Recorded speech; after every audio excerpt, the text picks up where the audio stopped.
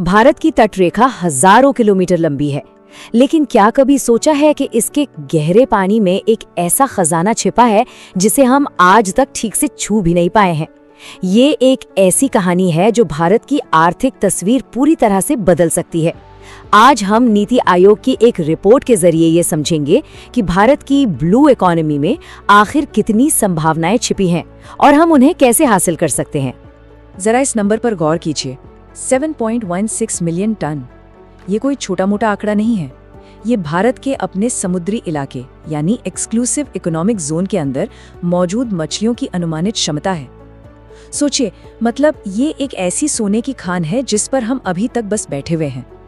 ये आंकड़ा हमें बताता है कि हमारे समुद्र में कितनी बड़ी आर्थिक शक्ति छिपी हुई है। अब एक चौंकाने वाली हकीकत देखिए, इतनी जबरदस्त क्षमता के बावजूद खुले समुद्र में भारत के जहाज कितने हैं? सिर्फ 4। जी हाँ, आपने सही सुना, सिर्फ 4। अब इसकी तुलना हमारे पड़ोसियों से कीजिए। श्रीलंका के पास 1883 और ईरान के पास 1216 जहाज हैं। ये अंतर इतना बड़ा है कि ये सवाल खड़ा करता है कि आखिर हम इतने बड़े मौके को कैसे गंवा रहे हैं। तो सवाल ये उठता है कि अगर हम इस संसाधन का सही इस्तेमाल कर लें तो फायदे क्या होंगे। और यकीन मानिए, ये सिर्फ मछली पकड़ने की बात नहीं है, ये तो भारत के लिए एक बिल्कुल नया इकोनॉमिक फ्रंटियर खोलने जैसा है। सबसे पहले तो जाहिर है पैसा। आज भी हमारा समुद्री निर्यात 60,000 करोड़ रुपए से ज्यादा का है, जो कि बहुत बड़ी रकम है। अब जरा सोचिए, अगर हम गहरे समुद्र की पूरी क्षमता का इस्तेमाल करने लगे तो ये आंकड़ा कहां से कहां पहुंच सकता है। लेकिन ये सिर्फ देश के इकोनॉमी की बात नहीं है, इसका सीधा असर हमारे मछुआरा समुदायों की जिंदगी पर पड़ सकता है। सोचकर देखिए, एक मॉडर्न गहरे समुद्र में जाने वाला जहाज एक छोटी नाव के मुकाबले करीब 10 गुना ज्यादा मुनाफा कमा सकता है। ये तो मछुआरों और उनके परिवारों की पूरी जिंदगी बदल सकता है। और कहानी यहीं खत्म नहीं होती। हम सिर्फ उन मछलियों की बात नहीं कर रहे हैं जिन्हें हम आमतौर पर जानते हैं। हमारे गहरे समुद्र में ना लैंटर्न फिश, स्क्विड और खास तरह के झींगे जैसे संसाधन छिपे हैं जिन्हें ज्यादातर छुआ तक नहीं गया है। इनकी कुल क्षमता 1.8 मिलियन टन से भी ज्यादा है और इंटरनेशनल मार्केट में इनकी कीमत बहुत ज्यादा है। तो अब सबसे बड़ा सवाल कि जब मौका इतना बड़ा है तो हम इसका फायदा उठा क्यों नहीं पा रहे हैं? आखिर वो कौन सी रुकावटें हैं जो हमें रोक रही हैं? समस्या की सबसे बड़ी जड़ है एक नियामक शून्यता, या कहें तो रेगुलेटरी वॉइड। सुनने में थोड़ा भारी शब्द लगता है ना? पर इसका मतलब बहुत सीधा है। हमारे तट से 12 नॉटिकल मील के बाद और 200 नॉटिकल मील तक जो हमारा अपना इलाका है, वहां मछली पकड़ने के लिए कोई एक ठोस कानून ही नहीं है। ये एक तरह का नो मैन्स लैंड बन गया है। ये स्लाइड इस प्रॉब्लम को और भी साफ कर देती है। देखिए, राज्य सरकारें जो हैं वो सिर्फ तट से 12 नॉटिकल मील तक ही नियम कानून लागू कर सकती हैं, लेकिन उसके बाद का जो इतना बड़ा समुद्री इलाका है उसके लिए केंद्र सरकार के पास कोई एक सिंगल मजबूत कानून है ही नहीं।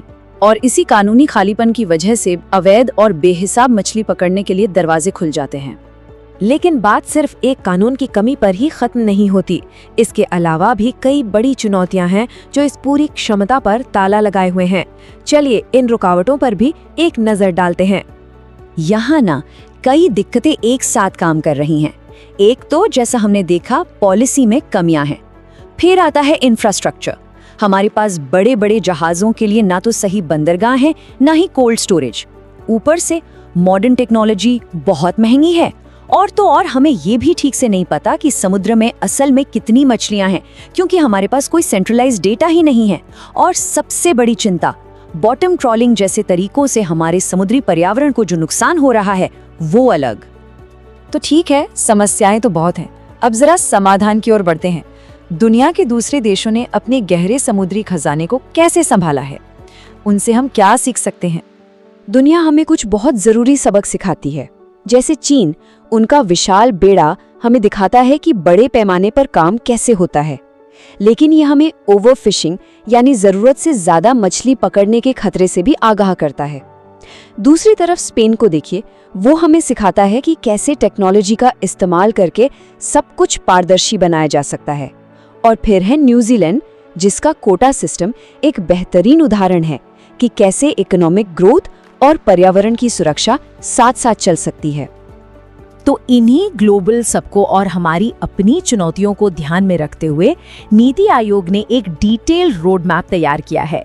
कह सकते हैं कि ये एक ऐसा ब्लूप्रिंट है जो भारत की ब्लू इकोनॉमी के ताले को खोलने की चाबी साबित हो सकता है।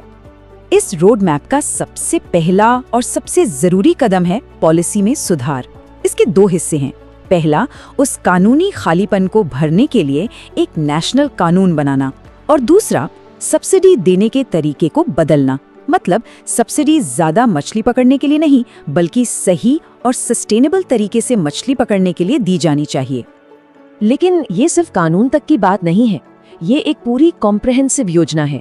इसमें एक नई अथॉरिटी बनाने से लेकर हमारे जहाज़ों को मॉडर्न बनाने, इस काम के लिए एक स्पेशल फंड बनाने, और सबसे ज़रूरी ये पक्का करना कि हमारे पारंपरिक मछुआरों की आवाज़ भी सुनी जाए, सब कुछ शामिल है। और इस पूरी योजना का जो दिल है वो इस एक सोच में छिपा है, एक ब्लू रेवोल्यूशन 2.0, एक ऐसा भविष्य जहां आर्थिक तरक्की भी हो और हमारे समुद्र की हिफाजत भी हो, जहां इकोनॉमिक ग्रोथ और पर्यावरण संरक्षण एक दूसरे के दुश्मन नहीं बल्कि सबसे अच्छे दोस्त हों। तो रास्ता साफ है और नक्शा भी हमारे हाथ में है, लेकिन असली सवाल तो अब भी वही है, क्या भारत पॉलिसी और इन्वेस्टमेंट की इन ऊंची लहरों को पार करके अपनी इस नीली तकदीर को सच में बदल पाएगा? इसका जवाब सिर्फ आने वाला वक्त ही देगा।